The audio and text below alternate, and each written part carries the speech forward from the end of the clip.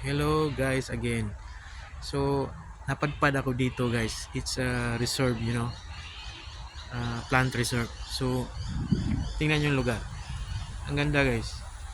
So, wala siyang entrance kasi galing ako ng tawag dito, galing ako bumili ng ng groceries. So, ito nadaanan ko to kasi naligaw ako. So, malapit lang dito yung bahay ko. Makikita lang sa kabilang daan nga lang. Kaso hinahanap ko pa yung daan papunta dun eh. So, papakita ko sa inyo guys, maganda to. Maganda to guys na area.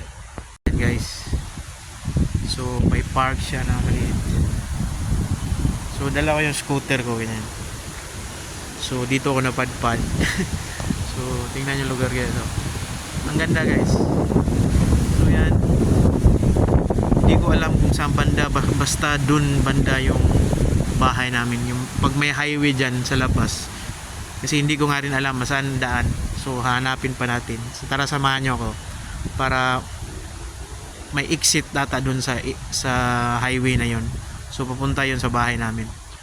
So ayan guys, ang ganda na lugar guys.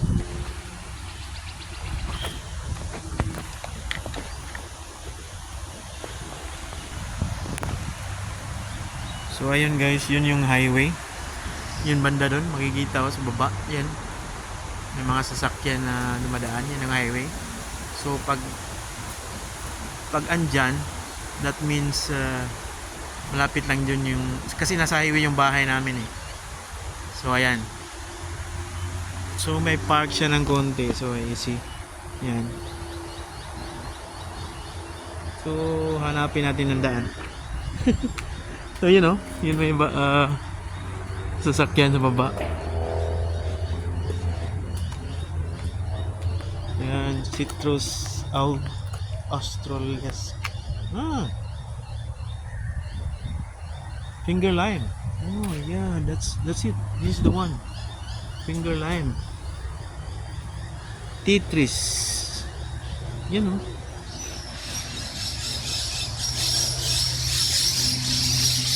Medyo katakot ng konti kasi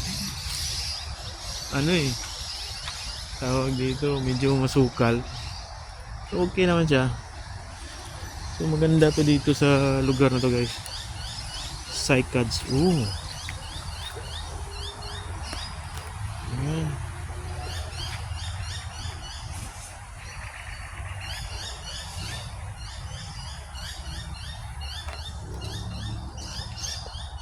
So walang katao-tao guys.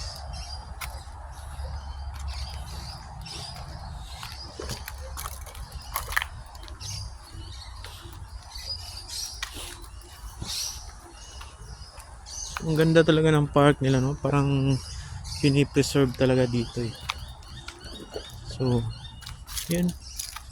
May mga upuan. So, yun nga lang. Asa na yung daanan mo pababa? Mukhang naligaw ata ako eh. Yan guys. Yan yung mga bahay na yan guys. Yan. Parang tatlong bahay from there. Yun yung tinirahan ko.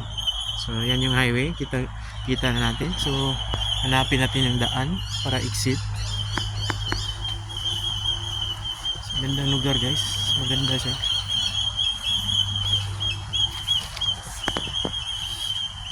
Nature talaga, nature. Ayan, nakikita ko na guys, yun o.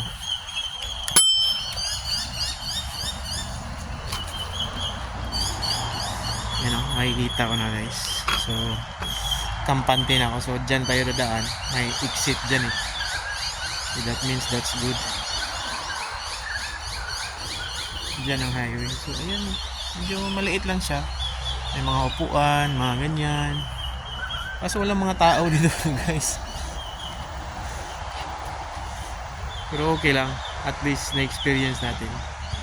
Salamat sa inyo guys sa panonood guys. So ito yung park na sa bukid dito sa Australia. Pero maganda oh. Highway dyan. So ayan guys. Salamat sa inyong panonood. So hanggang sa next episode na naman sa vlogs ko. So please don't forget to subscribe my channel guys. At saka panoorin nyo yung mga adventures ko dito sa Australia. Ako pala si Chef Ken. So nagtatrabaho bilang isang OFW dito sa Australia. So I'm here for already 1.5 years as a chef. So yan guys. Kailangan, ang dami ko pang i-explore sa lugar na to. So isi-share ko sa inyo guys. Salamat guys. Thank you.